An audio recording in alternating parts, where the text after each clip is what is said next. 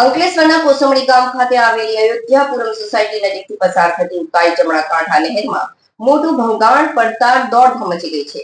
નહેર પાસે આવેલા 50 વર્ષ જૂના સાયફનમાં ગાબડું પડવાના કારણે પાણી નજીકમાં ખુલ્લામાં વહેવા લાગ્યું છે. ઉલ્લેખનીય છે કે વર્ષો જૂની વરસાદી કાંસની નીચેથી આ ઉકાઈ કેનાલ પસાર થાય છે, જ્યાં આ લીકેજ સર્જાયું છે. અંકલેશ્વરના કોસંબડી ગામ ખાતે આવેલી અયોધ્યાપુરમ સોસાયટી નજીકથી પસાર થતી ઉકાઈ જમણા કાંઠા નહેરમાં મોટું ભંગાણ પડતા દોડધામ મચી ગઈ છે. નહેર પાસે આવેલા 50 વર્ષ જૂના સાયફનમાં ગાબડું પડવાના કારણે પાણી નજીકમાં ખુલ્લામાં વહેવા લાગ્યું છે.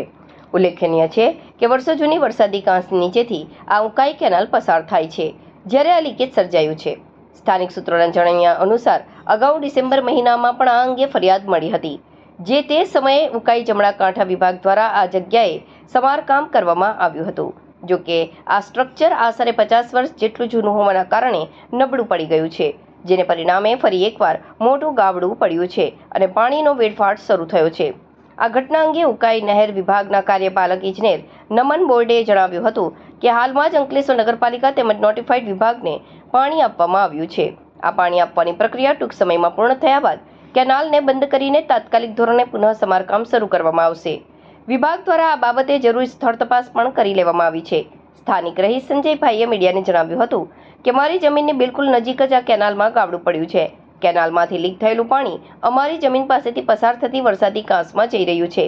જમીનને નુકસાન ન થાય તે માટે હાલ હું સ્વખર્ચે પાઇપલાઇન નાખીને પાણીનો માર્ગ ડાયવર્ટ કરી રહ્યો છું. આ અંગે મેં ઉકાઈ નહેર વિભાગને ફરીથી જાણ કરી છે.